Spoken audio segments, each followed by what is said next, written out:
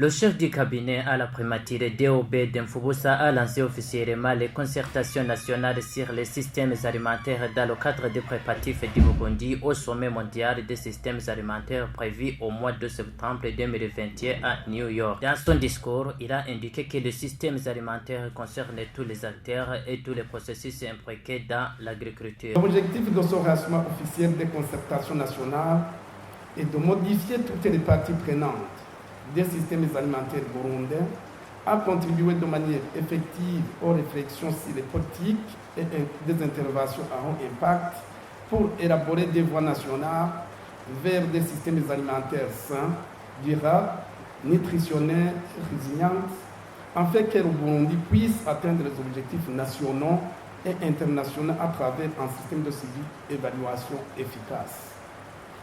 En effet, au Burundi comme partout ailleurs, la problématique des systèmes alimentaires est à la fois complexe et urgente à résoudre, partant d'une alimentation insuffisante aux maladies induites par l'alimentation, en passant par les gaspillages de plus d'un tiers de tous les aliments que nous produisons et les divers problèmes liés aux chaînes d'approvisionnement.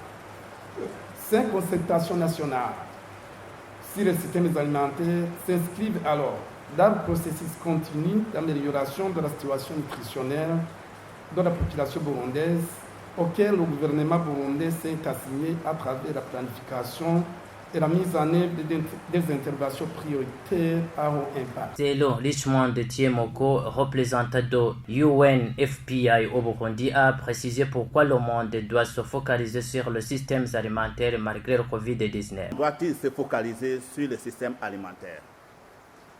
Le terme système alimentaire désigne la myriade d'activités menées dans le cadre de la production, du traitement, du transport, de la consommation des aliments. Les systèmes alimentaires affectent tous les aspects de l'existence humaine. Leur santé influe profondément sur la nôtre et celle de notre environnement, ainsi que sur nos économies et nos cultures. Lorsqu'ils fonctionnent correctement, ils sont en mesure de se positionner comme des facteurs de cohésion des familles, des communautés et des États.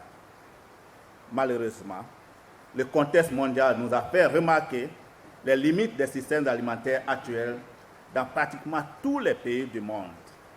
En effet, la pandémie Covid-19 a prouvé leur fragilité. S'ils viennent à défaillir, les désordres qui en résultent peuvent menacer nos systèmes d'éducation, de santé, nos économies, les droits humains, la paix et la sécurité.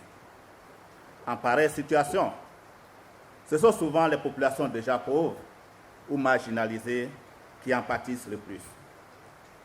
Toutefois, nous savons ce qu'il faut faire pour revenir sur la bonne voie. Les scientifiques conviennent que la transformation de nos systèmes alimentaires est l'un des outils les plus puissants pour opérer un revirement et progresser vers chacun des 17 objectifs du développement durable. La refonte des systèmes alimentaires mondiaux nous permettra également de répondre à l'appel lancé par le secrétaire général de l'ONU en vue de reconstruire au mieux à l'issue de la crise engendrée par la Covid-19. Vous saurez que le système alimentaire durable joue un rôle important dans la garantie de la disponibilité et l'accès des aliments sains, nutritifs et adorables dans la création des emplois et des moyens de subsistance décents dans la contribution à un développement territorial équilibré et dans la protection de nos ressources naturelles et de notre biodiversité.